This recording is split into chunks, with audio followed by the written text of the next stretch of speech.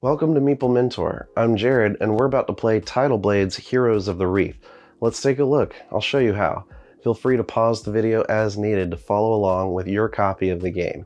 My goal is this video can not only teach you to play, but can be shown at the game table to help set up and teach the game at your next game session. As part of that goal, I've added chapter timestamps in the description to the different sections of the tutorial to easily recap relevant rules for you. Also, my copy of the game uses the Kickstarter Deluxe upgraded components. Plus, the game plays up to 5 players if you have the Angler's Cove expansion. Make sure to subscribe and hit the notification bell below the video so you don't miss any of my latest content.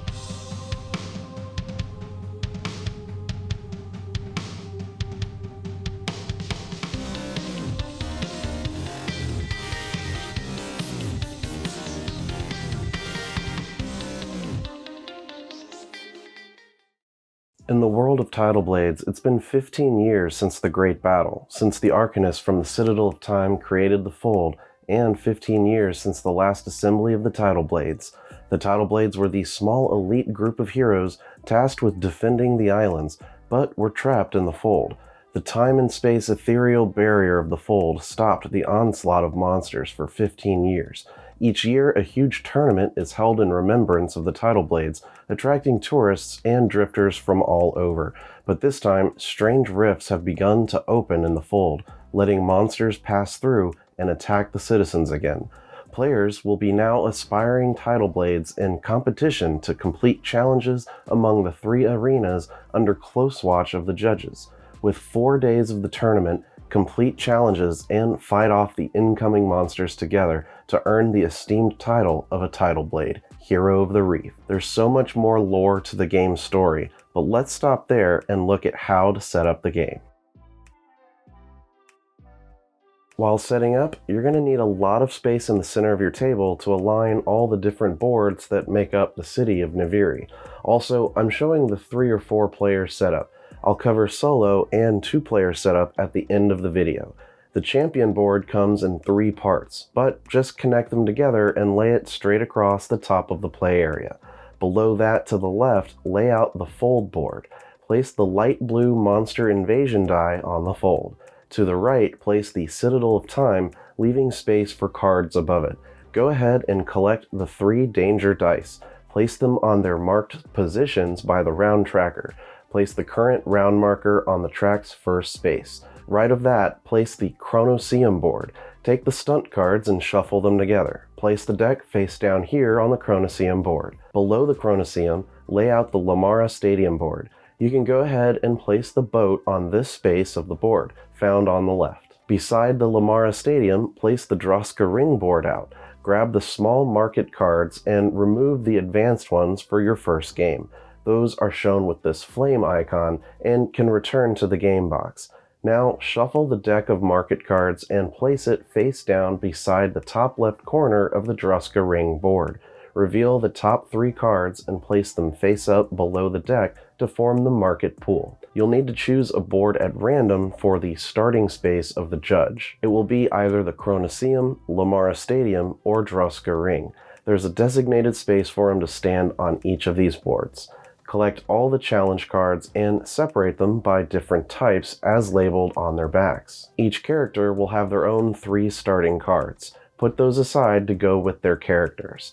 Now create 2 piles of challenge cards and legendary challenge cards. The legendary challenge cards will only be used in the advanced play game. For your first game, return them to the box. Shuffle the remaining challenge cards and place the deck face down in the space at the bottom of the Citadel of Time. Then reveal 5 cards face up from this deck and place them along the top of the board to make the challenge pool. Going back to the fold board, you'll need to create the monster deck that will come out during the game. For your first play, you'll only use the cards marked with a compass icon. Shuffle the 3 hard monster cards and place them on the fold. Then shuffle the 3 easy monsters and place them on top to complete the deck. Next, reveal the topmost monster card and set it face up in the fold's edge.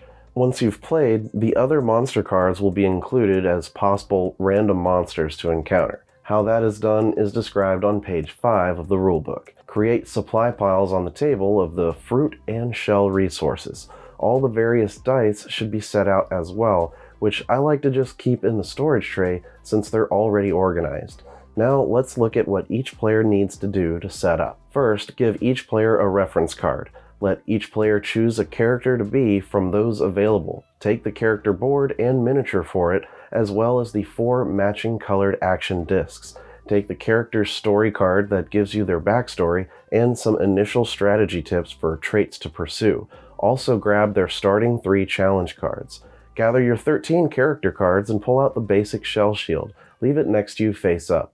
Put all 18 hit tokens that match your character next to you in a supply pool. Put one of them at the start space of the champion board, or use the champion board miniature that comes with the deluxe game. Then collect your 3 secret goal cards. If you've played before, shuffle them and take one random goal. If not, take the secret goal marked with the compass only and place it face up in front of you. The rest won't be used. Keep 2 of your action discs near you and 2 more on the Citadel of Time. One goes on round 2 and one on round 4. Players will unlock these extra action discs when entering those rounds. In your first game, each player should find the starting character card marked with the compass symbol on it. This will be the one face up. In future plays, you'll choose one to start with from 3 random ones in your deck. Now shuffle the remaining character cards and put them face down near you to form your character deck. On your character board, set each of the trait dials to their starting positions marked by a green circle. Each player should now gain 2 fruit and 4 shells from the supply. 2 of the shells should be placed on your shell shield. Give each player 2 white novice dice and place them in the active side of your board. Now randomly determine a start player and give them the start player token. Turns will go clockwise from them. Give the second player 1 more fruit, the third player 1 extra shell, and the fourth player 1 extra fruit and an extra shell. With that completed, you're all set up and ready to play. As aspiring Tidal Blade heroes, you'll be competing over a 4-day tournament for the Elite Guardian of the Islands. Each day will be a round of the game.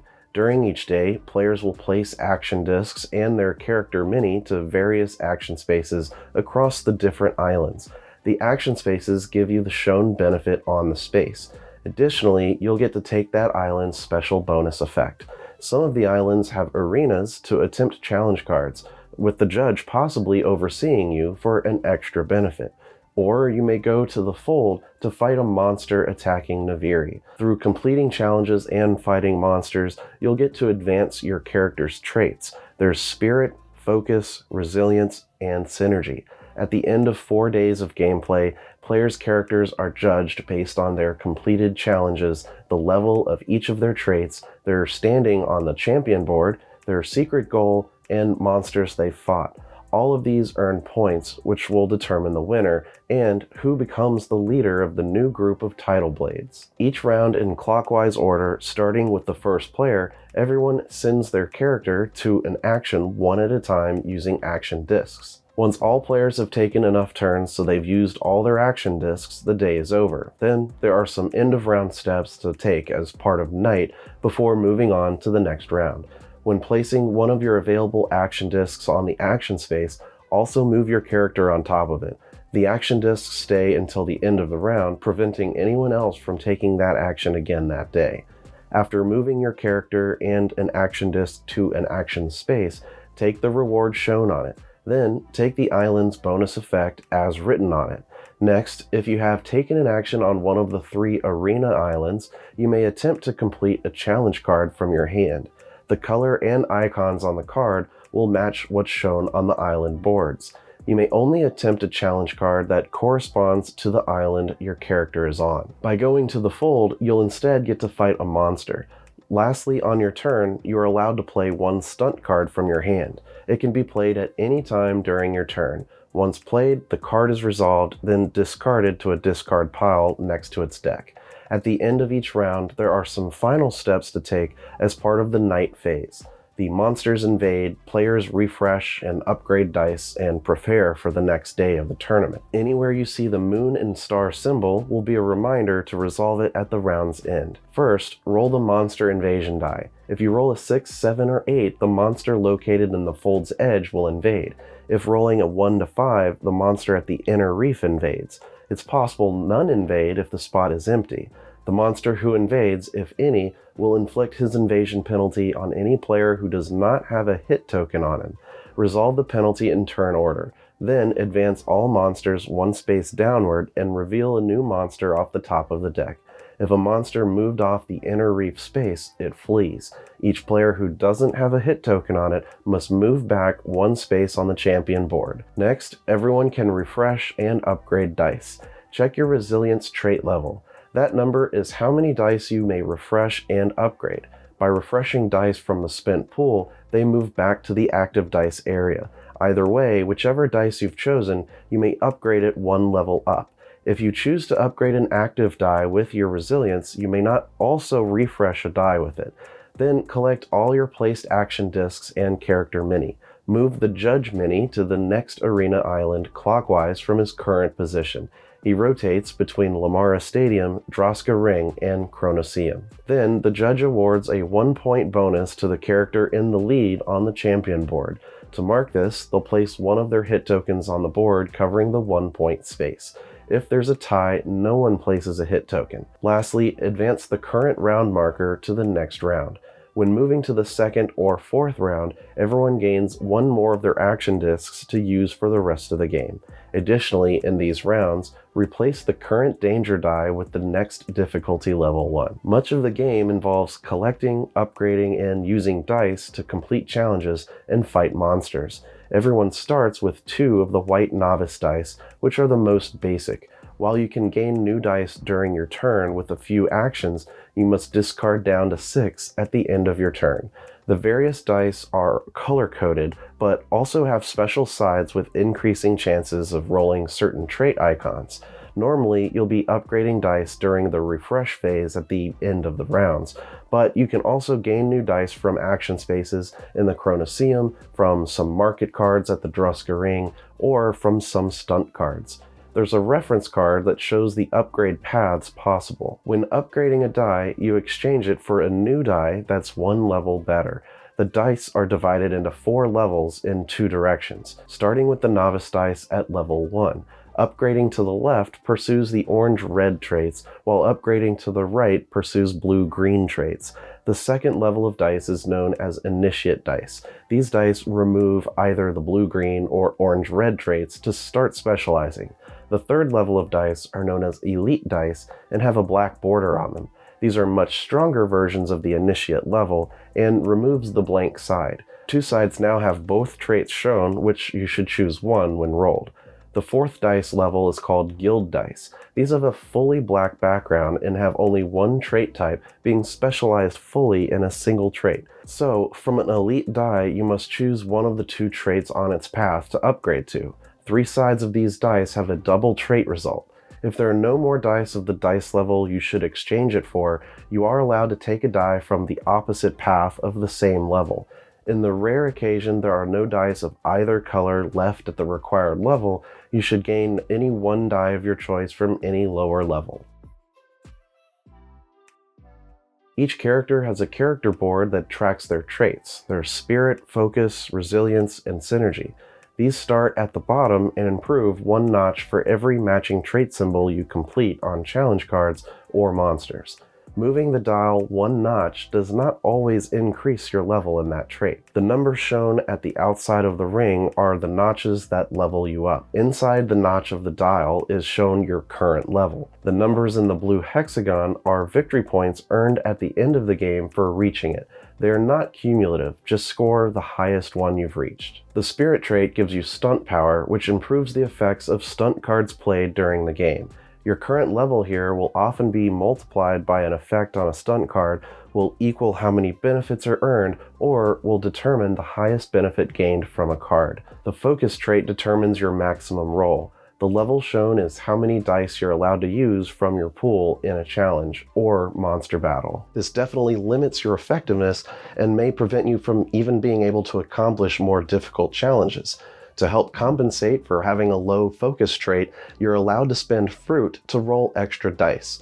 For each fruit you spend, you can roll one more die towards the challenge or fight. Your level does not increase at all, nor does eating fruit give you a die to use. You must use one you already have in the active pool. The resilience trait affects your dice when refreshing them and upgrading them. At the end of each round, you may refresh and upgrade as many dice as your resilience level. Refreshing a die means to move it from the spent dice to the active dice. Upgrading means to improve a die by one level. So with a level 3 resilience, you could refresh 2 dice and upgrade them each once, and upgrade 1 die sitting in your active pool already. The synergy trait represents your character's inner strength and destiny and allows you to gain new character cards. By increasing your synergy, you're revealing hidden talents and special skills of your character.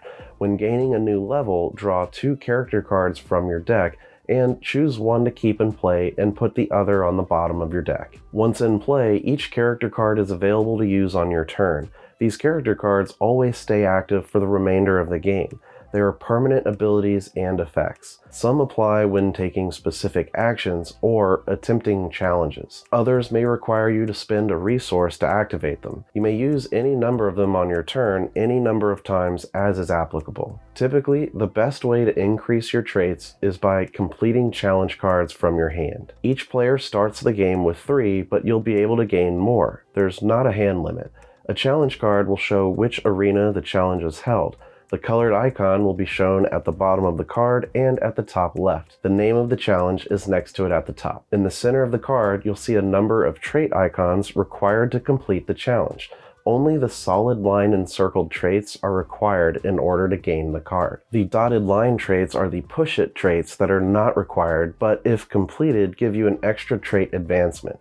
Yes, for every trait symbol used for a challenge card, you'll move its dial 1 notch forward.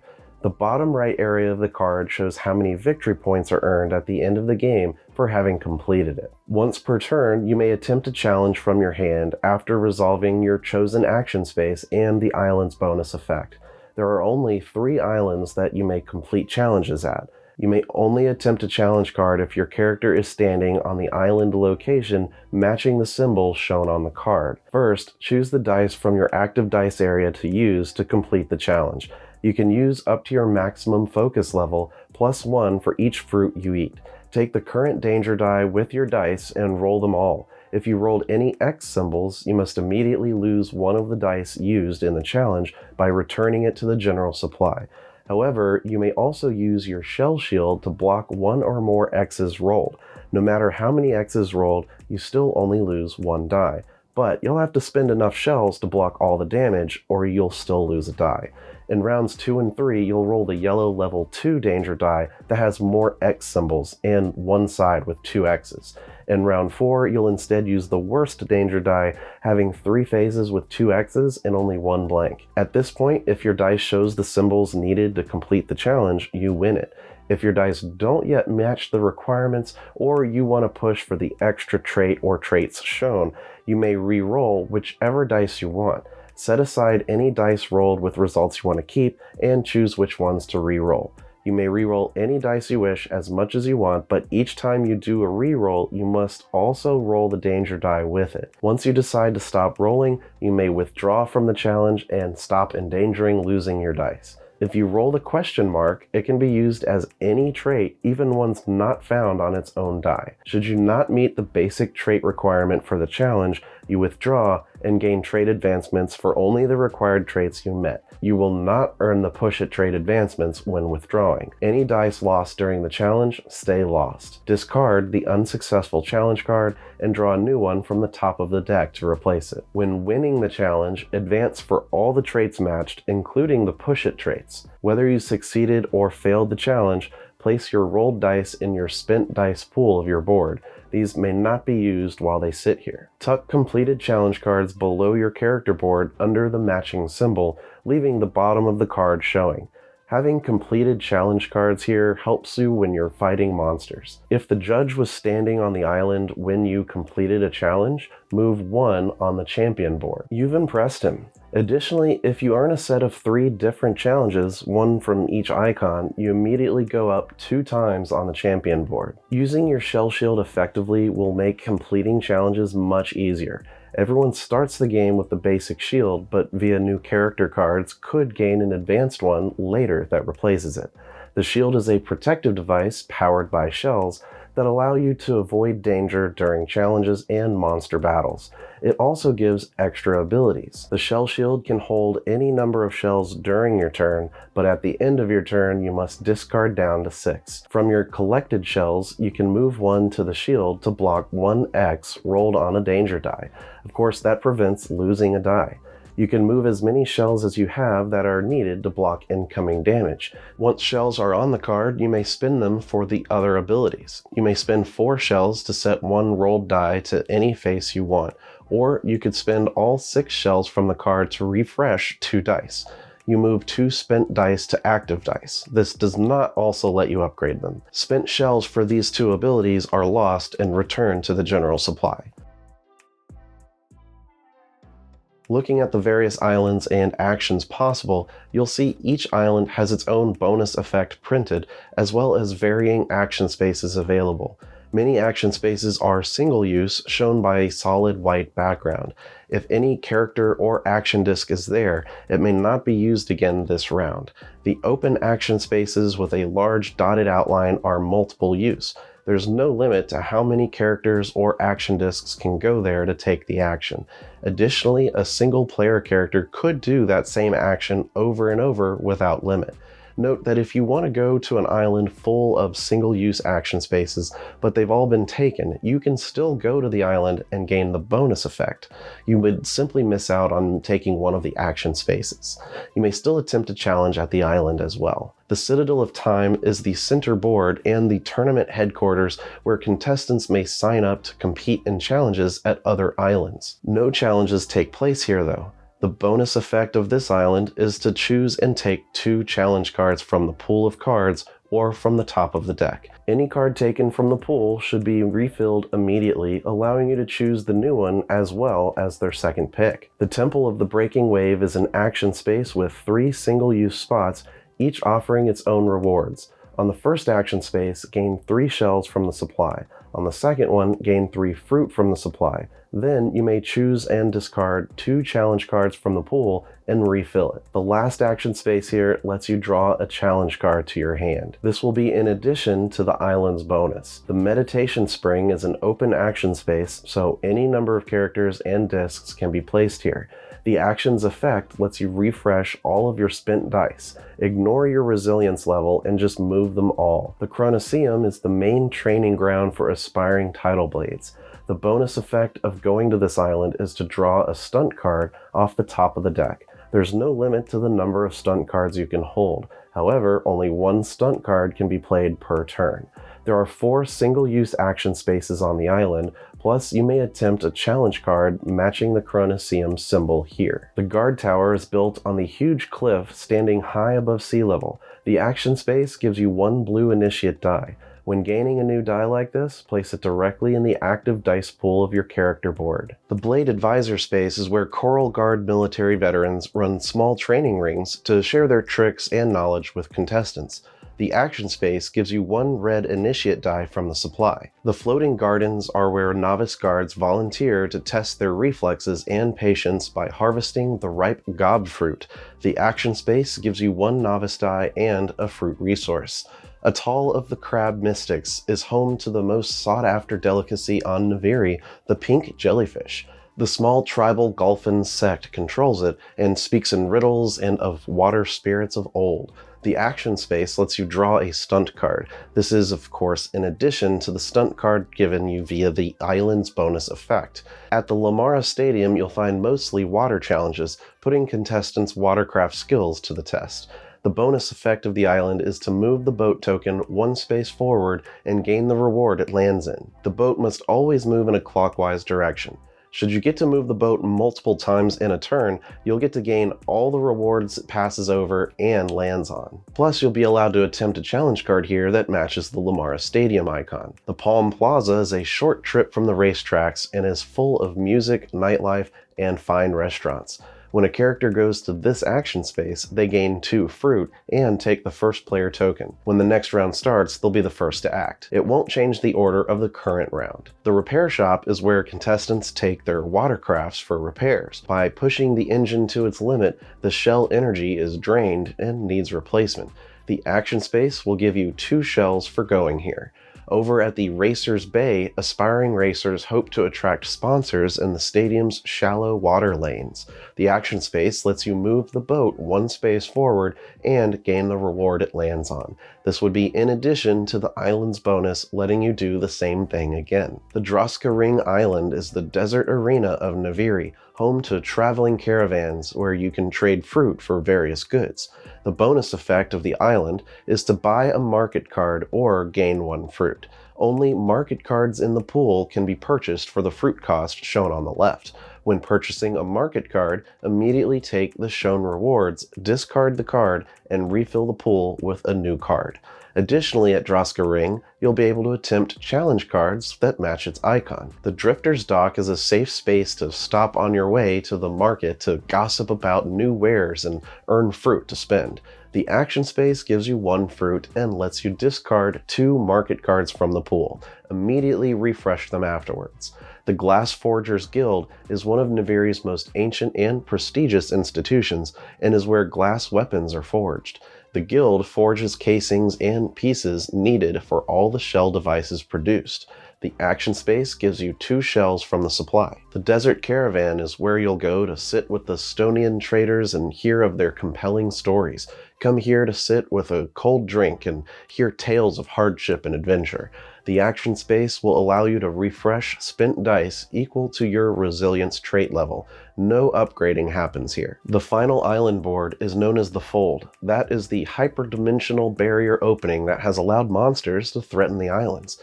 The previous generation of Tidal blades created the Fold to stop the monsters, but the Fold is weakening. Heroes must brave the dangers and fight off the incoming monsters. By placing a character on one of the 2 action spaces, you'll get to fight the monster adjacent to its space. If there are no monsters at the Fold when you visit the Fold's edge, a new monster is flipped face up on top of the monster deck that you can fight. This monster will not be able to invade, but will of course advance to the Fold's edge at the end of the round. The Fold's edge action space is an open action space that allows any number of characters and action discs. When coming to the spot, gain 3 shells. Then you may attempt combat against the monster next to it. The inner reef draws drifters to catch shellers to sell, but the coral guards are ordered to hold the line against any monsters who come too close. This is also an open action space and gives you 2 shells when going there. Then you may attempt combat against the monster next to it. I've separated fighting the monsters into a separate section here because there's just a lot to talk about. Each monster next to their name has an icon that matches one of the 3 islands where challenges are completed. It will have either the Chronoseum, Lamara Stadium, or Droska Ring icon. This represents that monster's fighting style weakness. You have a chance to get an advantage against it if you've completed at least 1 challenge card of that type. This is why you keep completed challenge cards layered below your character board. If you have at least 1 challenge complete in that style, you gain a bonus die. This is added to your dice rolls in addition to whatever active dice you're using from active dice pool. The bonus die does not need to be paid for or accounted for within your focus limits. However, if you haven't completed a challenge with that icon, you do not gain a bonus die. Know that any dice used in fighting monsters are lost after the fight is complete. You can still do your rerolls and everything, but once done, everything used goes back to the general supply, including the bonus die. The number of challenge cards you've completed matching that fighting style will determine the level of the die you get. So with only 1 card, you'll gain a novice die. With 2 challenges completed, you gain a level 2 initiate die of your choice. With 3, gain an elite die of your choice. And of course with 4, you get a guild die of your choice. No matter what, you only gain at most 1 bonus die. Fighting monsters is very similar to completing challenges in that there are traits shown that need to be rolled in order to defeat it. Unlike challenges, there are no push-it traits. All are required to fully eliminate a monster, and players will work together to defeat the monster. Any damage done to it will stay on it until either he dies or flees. Just like attempting a challenge, first select your active dice to use up to your maximum roll value. You may again pay fruit to add more dice to your pool. Then add the bonus die to the pool if you qualify. Make sure to get the right one based on how many challenges you've completed in the monster's fighting style. Then roll all the dice along with the current round's danger die. Resolve any X's rolled first by either losing a rolled die of your choice or spending the number of shells to your shield as is needed to block all the incoming damage. All of this is the same process as doing a challenge. You may keep your result or choose to re-roll some or all of the dice again with the danger die to get more trait successes. For each trait success rolled once you decide to stop re-rolling, use your character's hit markers to cover up the corresponding trait on the monster's card. This helps everyone see what damage is still left to be done to kill it.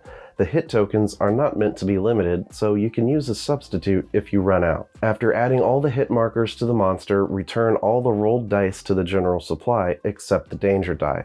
It can just return to the Citadel of Time. For each trait symbol you hit, advance that trait on your character board one notch for each match. Some spots on the monster's card are armored and can only be hit with higher level dice. Traits with a solid red or blue background require at least a level 2 initiate die of that color to apply damage successfully to it. The trait spots with black edges require you to use at least a level 3 elite die and roll that trait on it. Many times these armored spots will grant you an immediate reward of moving one space forward on the champion board as indicated by the trophy icon. If you see trait symbols paired together, they must be hit on the same turn. One player can't just hit one and come back later to hit the other, for example. Hitting monsters not only increases your traits and possibly gain you champion advancements, it also protects you from some negative effects and gives you points at the end of the game. If all the monster symbols are covered by hit tokens, it is killed and removed from the game. All players who have contributed at least one hit token on it will gain the reward shown on the monster. Additionally, the player who did the final killing blow will gain the kill bonus shown at the bottom right.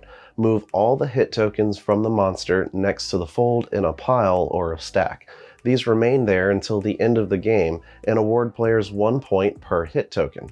Monsters slowly move downward on this path if still alive at the end of a round.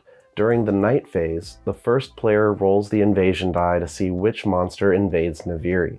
The monster at the fold's edge invades if a 6 to 8 is rolled, while the monster at the inner reef invades with a 1 to 5. If a monster invades, all players who don't have at least one hit token on it must suffer their invasion penalty shown on their card. Resolve the penalty in turn order. If you can't pay what's required, pay as much as you can. After resolving the monster invasion, the monsters move downward one spot. The top card is flipped and goes to the fold's edge. If a monster moves off the inner reef to below the board, it flees. The Coral Guard drove them off for you at a cost to your reputation. Any players who did not hit the monster at least once must go down one space on the champion board. The fleeing monster is discarded from the game, never to return. Any hit tokens on it do still count and are kept next to the fold with any others. Players will still get points at the end of the game for doing damage to monsters that fled. After the final round, as shown on the Citadel of Time and the round tracker, proceed to completing the final night phase like normal. That includes handling monster invasions and any fleeing monster. Then it's time to score the game. Everyone will be tallying up points for a variety of things. Firstly, score points for each challenge you've completed, shown in the bottom corner of the cards. Next, score the highest point value you've reached on each of your 4 trait dials. Now, you'll award first, second, and third on the champion board. The player furthest along gets 3 points, second most player gets 2 points, and third place gets 1 point. If there are players tied, add the rewards for the first and second, or third if necessary, place together and divide as evenly as possible. Then players score the highest point value they've reached on the champion board itself. Only one player can ever reach the final space on the track for the 10-point reward. Looking at the hit tokens placed for being ahead in earlier rounds, each of those earned 1 point for their owner. Everyone should look at their secret goal card and determine if they've completed it. Score the shown points. Lastly, remove any hit tokens still remaining on monsters in the fold and add them to the pile next to the fold. Each player will score 1 point per hit token they have there from throughout the game. The player with the most points at the end of the game is named the new champion and leader of the Tidal Blades. The rest are considered junior commanders of the team. If there's a tie, the player who moved furthest on the champion board wins. If still tied, the player with the most points from challenge cards wins. Otherwise, they share the victory. A standard game normally has scores ranging from 20 to 50 based on a 4-round game.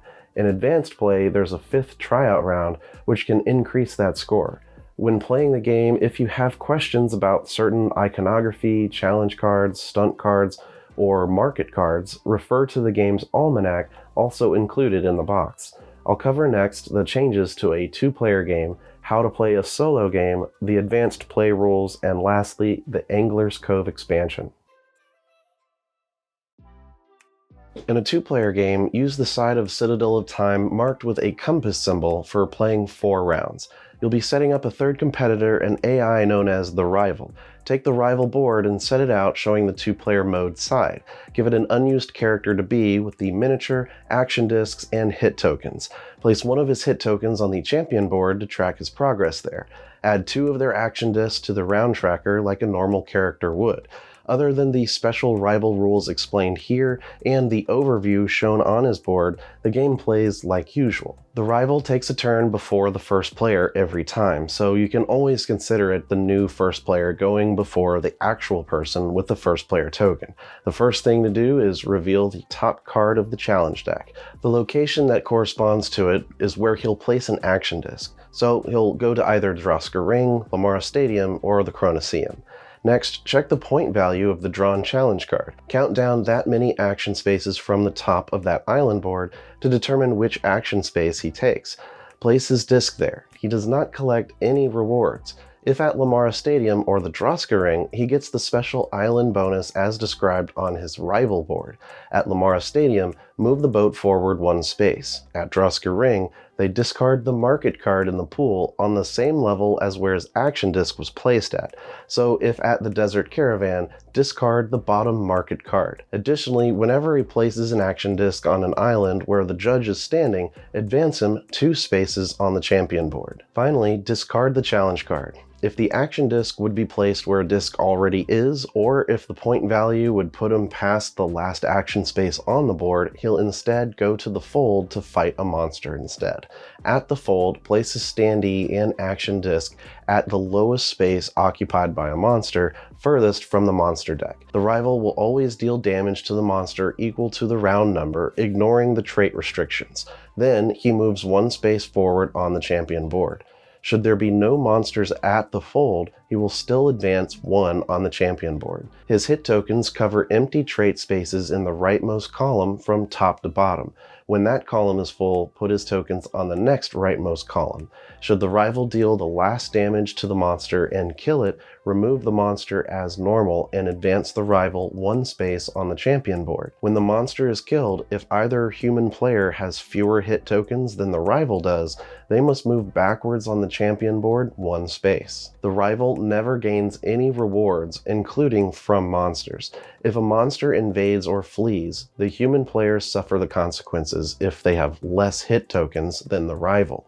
Just having 1 hit token does not prevent you from the penalties like in a normal game. As human players attempt challenges on the same island as the rival, you have an opportunity to shame him. Should you successfully complete the challenge with also meeting the push-it traits on the card, the rival moves backwards once on the champion board. At the end of the game, score it as usual. If you're behind the rival on the champion board, lose 1 point from your score for each space you're behind. The hardcore mode causes everyone to lose if the rival is in the lead on the champion board at the end of the game. When playing a solo game, you'll compete against a rival, but you also get 2 allies to help you and give you extra actions. You'll choose 2 other characters to use as allies, gaining their abilities and action discs to use. Since you'll be competing against a rival, you must be ahead of it on the champion board at the end of the game to win. The last big change to solo mode is the introduction of plots that introduce negative events that you must overcome. Other than the changes described here, the rules are the same as a standard game. To set up, choose a character for yourself first, setting it up as usual, except remove the secret goal cards and the first player token. These won't be needed. Next, choose a character for your rival and prepare it like the 2-player game, except use the solo mode side of his board. Place their other 2 action discs on the round tracker as in a standard game. Additionally, take the special rival action disc marked with an S and put it on the rival board. Shuffle all the plot effect cards and put it face down next to the rival board. Choose 2 other characters to be your allies, taking their character cards, miniatures, and a hit token each to be used as their champion board trackers, or you can use the champion minis with the deluxe edition. Remove from the allies' character cards their Shell Shield, Advanced Shell Shield, and Shell Shield upgrades. Shuffle their remaining cards, creating a character deck for each ally. Turn the top card of each deck face up with their miniature on the deck. After placing your hit token marker at 0 of the champion board, put 1 random ally's token on the first space, the rival token on the second space, and the other allies on the third space. Use the Citadel of Time board side with the compass symbol so the game plays out in 4 rounds. For your first solo game, use the monsters for the fold that have the compass icon. You will get to take extra actions from your allies if your position on the champion board is equal to or greater than their positions. By meeting or exceeding an ally on the champion board, you can take a turn as that ally once per round. When it would be your turn, you can instead take an action with an ally as your turn. The rival will take the next action, then back to you, letting you use another ally if possible, or choose to use your own character. When using an ally, move his mini to the island you want for the action. Don't use your own action disc. Take the action as if you were there, collecting the rewards for yourself, and using any effects of your character's trait levels. You may also complete a challenge and use your character abilities as well as the ally's current face-up character card. If you discard an artifact card, put it on the bottom of their deck and don't reveal a new one until the end of the turn. Once resolving this turn, move the ally 3 spaces forward on the champion board. Then put the ally's current character card on the bottom of their deck and reveal the next one. Do this regardless of if you used it this turn or not. Leave the ally's mini at the action space location. He cannot be used again this round. The rival takes actions and is always the first player to go each round. The rival will always have 1 more action disc than you. On their final turn each round, move their figure and use the special rival action disc. On the rival turn, he takes the same type of turn as I explained in a 2-player game. Refer to that explanation for details on taking island bonuses, resolving monster battles, and more. After resolving the effects of where his disc is placed, add the revealed challenge card to the matching plot column on the rival board. When the rival goes to one of the 3 arenas and the judge isn't there, draw an additional challenge card and add it to the corresponding plot column on his board. He gets nothing else from this card. Then check the plot resolution in the plot section. The plot area has 3 columns of cards, 1 for each arena. They start empty and slowly get challenge cards added to it. Once the total points of a single column is 11 points or more on normal difficulty, the monsters have hatched a plot. This plot threshold can be easier or harder depending on the difficulty you want to play against. To resolve a plot, remove half of the cards rounded up from the plot column. Start with the highest valued ones. The number of cards removed is the plot strength. If you're ahead of the rival on the champion board at this time, the plot strength increases by 1. At Lamara Stadium, the rival takes over the boat and moves it equal to the strength. For each space the boat passes or stops at, you must pay the reward shown. At the Chronoseum, the monsters feed and regain their strength. Remove hits from monsters equal to the plot strength. Start with the monster lowest at the fold. The plot resolution for the Droska ring is to draw plot effect cards equal to the strength and resolve them. If any plot effect causes you to pay a cost or lose a resource, you must pay it as fully as possible. If you can't pay the full cost, move backwards one space on the champion board as a penalty. If required to lose a trait, you can choose any trait except synergy. Just like the two-player game, if you successfully push it on a challenge when the rival is on the same island, the rival moves backwards one space on the champion board. Should the rival reach the final space of the champion board, you immediately lose and the game ends. Otherwise, if you finish the final round and have passed the rival on the champion board, you've won. Tying with him is a loss. Playing against the rival, you can change the difficulty level, which adjusts the plot threshold, starting resources, monster difficulty, and the ally's starting position on the champion board. You can refer to these changes in the almanac on page 18. You can choose to play the advanced play version of the game after a few plays of the standard game. There are several variants you can mix and match or apply all of them for the most varied game. The first suggestion is to use unique starting character cards. In addition to your starting shell shield, shuffle and draw 3 cards from your deck and choose 1 to start with. For the secret goal cards, draw 2 of them and choose 1. You should keep it face down and secret from the other players. You can always peek at it, just don't show it until the end of the game. After setting up the game and placing the judge in a random spot, each player should now draw 3 extra challenge cards to their current hand of starting cards. From the 6 in your hand, choose 3 to keep and discard the others. Or each player can draw 2 extra to their hand and choose 1 from the 5 and pass the 4 to the left. Take the new set of 4 and draft another. Repeat this drafting of cards until everyone has 5 cards. From these, choose 3 to keep and discard the rest. For more strategy and variability, you can add the advanced market cards, advanced monsters, and legendary challenges to the game. All of these cards are marked with the flame icon. The legendary challenges all belong to one of 8 sets. Separate them to their named sets as shown at the top of the cards. To include them in your game, choose 3 or 4 sets to use and shuffle them together. Place that deck in the rightmost space of the challenge pool at the Citadel of Time, replacing one of the normal challenge cards. Turn the top card face up. It can be chosen the same way a normal challenge card is. When taken, reveal the next top card immediately. Should the legendary deck ever empty, fill in the space with the regular challenge cards as normal. Page 9 of the almanac offers some suggested set combinations to use. Of course, you can always choose and make your own set combinations. The advanced market cards can be included in a similar fashion to the legendary challenges. The advanced cards show the flame icon on them and belong to one of 3 types. Check the bottom of the card for the name of the set it belongs to.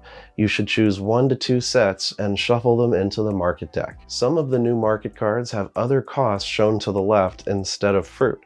Whatever is shown is the cost and must be paid. So a card with a -1 for the champion board requires you to have moved at least once on the champion board in order to spend it. Gaining the card by other means or not paying for it, you don't have to pay the champion board cost. The advanced monsters have unique abilities that make them more difficult than normal ones. All of these are marked with the flame icon. Mix them into the normal monsters before constructing the deck. They can be randomly included in the created full deck during setup. Note that the advanced monsters should only be added with experienced players who really want a challenge. They add significant difficulty to the game. One advanced variant is to include special announcements from the judge. He offers contestants additional bonuses for specific exploits. To set up, choose 3 special announcement cards and place them face up above the champion board before setting up character boards. Do not use characters' secret goals when adding special announcements to your game. At the end of the game, the player who best meets the conditions of them will score the points from it at the end of the game. If players tie, they split the points rounded down. Some of these require players to meet a scoring condition to gain the points. Others give extra points to all players for certain activities. The final variant you can include, which I recommend and usually play with myself, is the longer game mode. Flip the Citadel of Time board to the reverse side that adds an additional tryouts round before the tournament starts. In this first special round, do not reveal a monster prior to starting the game. Use the white level 1 danger die for both tryouts and round 1. During the tryout round, do not award the leader bonus on the champion board. Other than that, it's simply one extra round of gameplay as usual. The Angler's Cove expansion adds a new character, increasing the maximum player count to 5, and adds a new island with special outcast activities. You can use this expansion with a 2 to 4 player game, but it's not compatible with the solo mode. Additionally, you can simply use the new character in a normal game without adding all the expansion's content. The new character is named Sagashi and takes the orange color with all the character cards, new starting challenge cards, and secret goals. He's the first non-monster entity to emerge from the fold in 15 years. Since he's mastered hyperdimensional space travel, he takes advantage of all eventualities. To include the expansion in your game, add the Angler's Cove island board below the fold to the left of the Droska ring. Shuffle into a face-down pile all the outcast tokens next to the cove.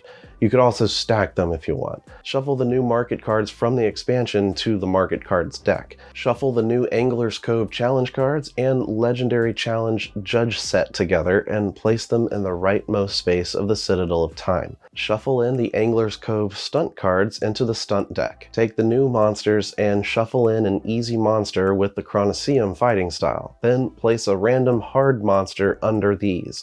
This will be the deck for the fold. Reveal the topmost card to the fold's edge spot. In a 5-player game, set up the Angler's Cove board and use the Outcast tokens. The new island has 3 new powerful action spaces and the ability to undertake a challenge from any arena. As a downside, you might lose some standing with the tournament, as the island is home to many disreputable characters. Use the Citadel of Time board with the side showing the compass symbol. Give the 5th player of the game 1 extra fruit, 1 extra shell, and 1 extra shell on their shell shield. Whenever a player takes the last available action space on the island where the judge is present, move them clockwise to the next arena with an available action space. If they're all full, don't bother moving him. When going to Angler's Cove, purchasing Outcast market cards from Droska Ring, performing dubious Outcast challenges, or failing to protect Naviri from monster poachers, i.e. the new Outcast monsters, you must draw an Outcast token. These are drawn randomly and kept face down, known only by the player who took it. Each one has a risk value ranging 1 to 4. At the game end, the player with the highest risk total must suffer a 5-point penalty.